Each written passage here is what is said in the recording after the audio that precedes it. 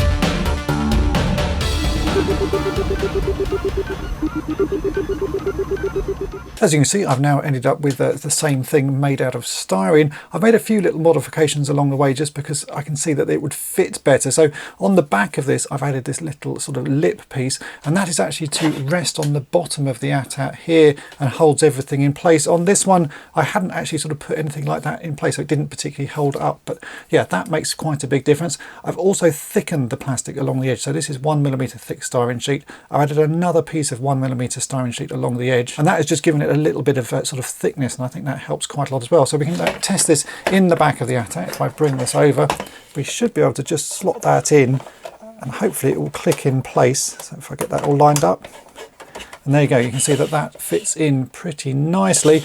I've also started making the door piece. I very carefully cut out this middle section because I knew I wanted to use it again as sort of an extra bit of detail. So this now is some 2mm thick styrene sheet, which I've cut slightly bigger than the hole because I obviously want it to rest on the back wall there. I can then use that piece as a bit of detail. But we've now got to make the hinge, and the hinge is going to be made out of pieces of Lego. And these are the pieces of Lego that I've chosen. I will put the numbers of all of these pieces at the bottom, but we've basically got a bar, two little sort of clip pieces that we can sort of attach flat to a surface, and then these little claw pieces which I'm going to attach to the door somehow so that those fit on there and it flaps down. But at the moment these look a lot like Lego pieces, and I'm hoping with a little bit of modification I can take some of the Lego-ness away from them. So that's what I'm going to do now. I'm going to trim them down, try and shape them a bit more so that they don't look quite so like Lego pieces, and then we'll add lots of sort of bits of styrene over the top of them to hide all of the sort of Lego-ness that is left over. But I think it should work pretty nicely, and the idea is that these will be glued onto the bottom there, and those grey pieces will be attached somehow to this door section. So let's do a little bit more modifying, and then I'll see about attaching them. Not quite sure how I'm going to do that at the moment, so I'll just sort of make something up as I go along.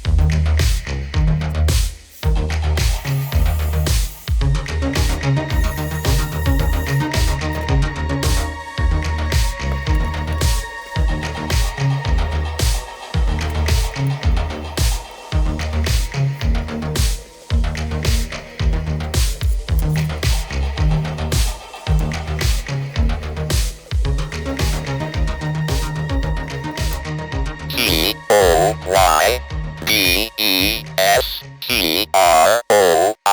That is incorrect. Try again. The Lego is attached really well, and I've taken quite a lot of the bulk out of it, and I think by the time that's painted it won't look too much like Lego pieces. And the back door now works really nicely. You can see we can open that and close it. I've still got some work to do to hide the join. You can see there's actually a gap there, and I also want to start adding details to this, because if we look at the sort of main part of the ATAT, there's lots of these little greeblies and details all over the place, and that's what I'm going to start adding next. I'm just going to be using some 0.5mm thick styrene sheet and cutting sort of various bits off it and just sticking them on sort of randomly, just trying to break up the surface of it. But overall I'm pretty happy with how that is looking. I do need to make some sort of latch to hold the door shut. I was thinking about using magnets, but that's actually going to end up looking really quite bulky, so I'm just going to make some little latch out of a couple of pieces of styrene that just clips in place there. It should be fairly straightforward to do. But, yeah, overall that is looking pretty good, and as you can see it does work. So let's start adding a few more details and hiding some of these holes, and making this look a little bit more Star Warsy. But yeah, it does work, and I'm very pleased with how that's going.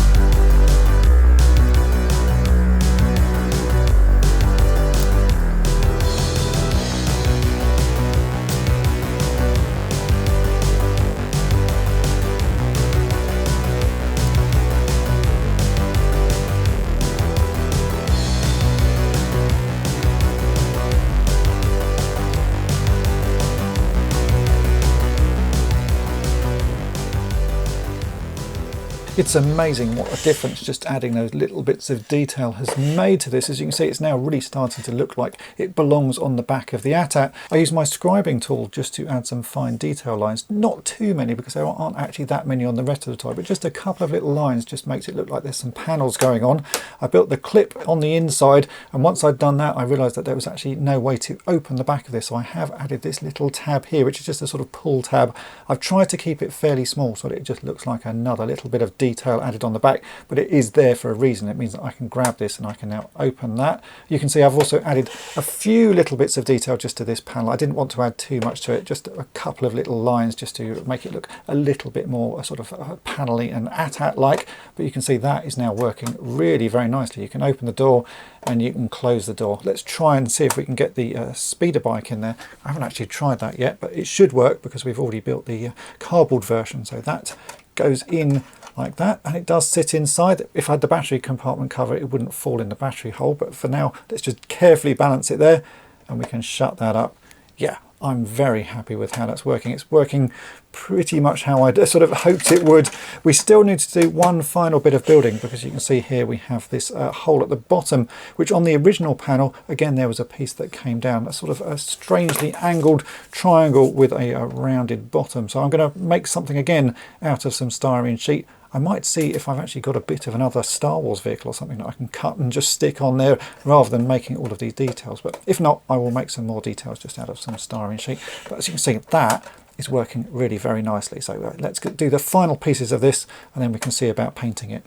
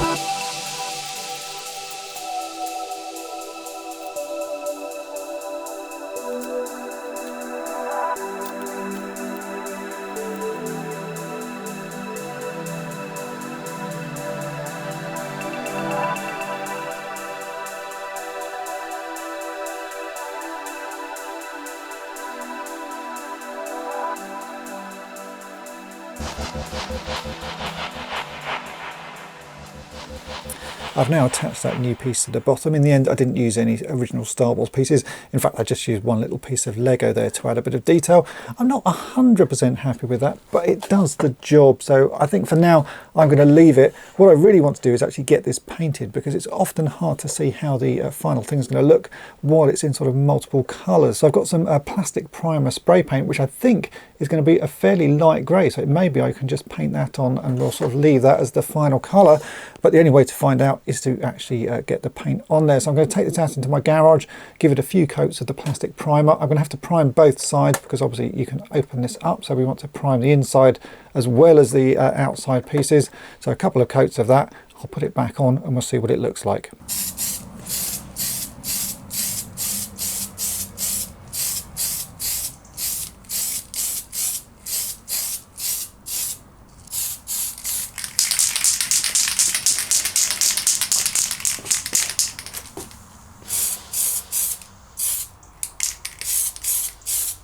The paint has really brought this piece together. As you can see, it now looks like one sort of whole unit, and you can no longer see the little bits of Lego and other details that I added. It just blends in, and I'm really very happy with how this has turned out. The grey paint I used is actually just an undercoat. It's a plastic primer from Tamiya, and I think the match is not too bad. It's a little bit dark and possibly a little bit grey, but that might age over time. I maybe will find a different shade of paint to put on it, but for now this is going to work, because obviously this is a scrap out, so it's built out of scrap. None of the pieces are in particularly mint condition, so I think that is going to look really nice.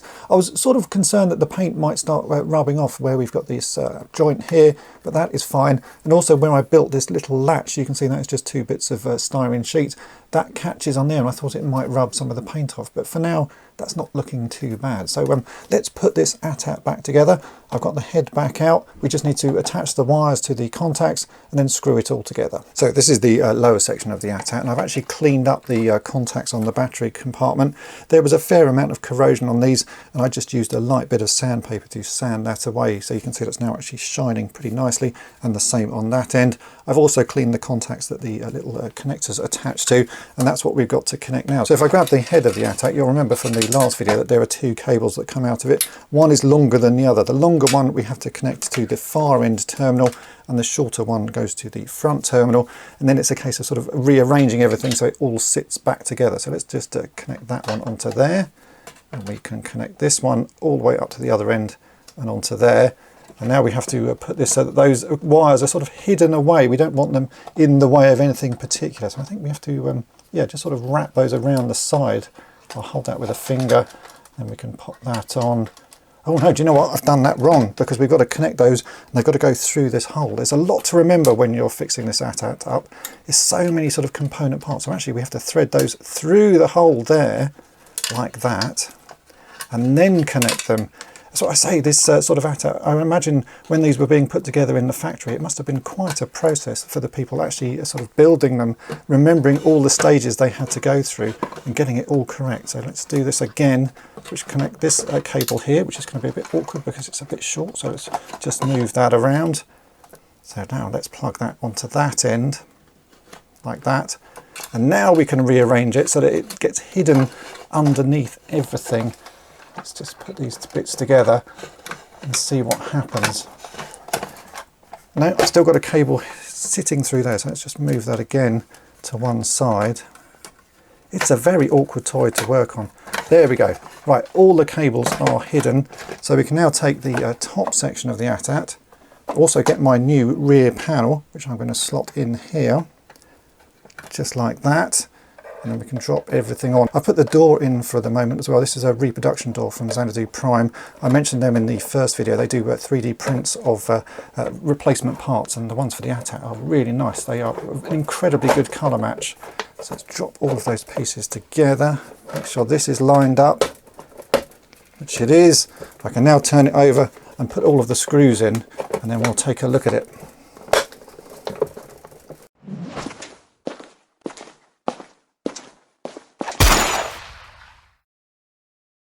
That's all the screws in place, and I guess really at this point I should actually test that it still works. Last week obviously we saw that the head of the ATAT was working, but I haven't tried it with the batteries in the compartment. So I've got here, these are just some AA batteries, but in a D converter. The size of batteries that this toy needs are D, and I don't have any of them, and they're still quite expensive to buy these days, whereas AA batteries are pretty cheap. So you can buy these converters that will convert a AA to a D battery, and these should work really pretty well. So let's put a couple of those in, just like that, and we can test that all of the electronics still work. So I'll put my hand in here and press the button.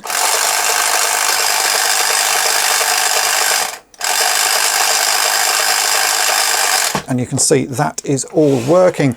But we do need a battery cover. Now this is a replacement door, as I said, so this is from Xanadu Prime. They also make a replacement battery cover which has a slightly different fixing to the original one, and this is one of those. But I'm actually not going to be using that today because I went to a toy fair recently, and while I was walking around, Toby came up to me and very kindly handed me this, which is an original ATAT battery cover, but it has a slight problem. There's a break in it here, so we're just going to quickly repair that, and then we can slot this original but fairly yellowed battery compartment cover into the ATAT. So let's do a quick repair on this just to fix it up so that it fits nicely. Now you'll often find this battery cover broken at these 2 points here, and that's because of the way it's been designed. You have to sort of clip this plate in, and then to unclip it you need to get a coin or a screwdriver or something and push on this panel here, and that releases it, and then you can then sort of remove the cover. But they've added some support on the back of this little clip. Normally when you see battery covers like this, that clip will just be a piece of plastic pointing down and you flex that piece, but because they've added those supports there, when you push on that bit it breaks the top surface here. That's the new weak point either side of that clip. So we are going to try and repair that. I'm just going to use some plastic weld because this is the right sort of plastic for that. It may be it breaks again, especially when we try and sort of put this in and out, so it's still going to be a sort of weak point, but I'm hoping we can sort of fix it enough. It may be that I modify this and take some of this clip piece off. I'm just going to sand that down a bit, and that should make it easier to remove, and hopefully it won't break again. But you never know with these things. It's old plastic, it's fairly brittle, but we might as well give this a go. So a little bit of plastic weld just dropped onto the back of this crack, and then we'll hold it together, let it set, and then we can try it in the ATAT.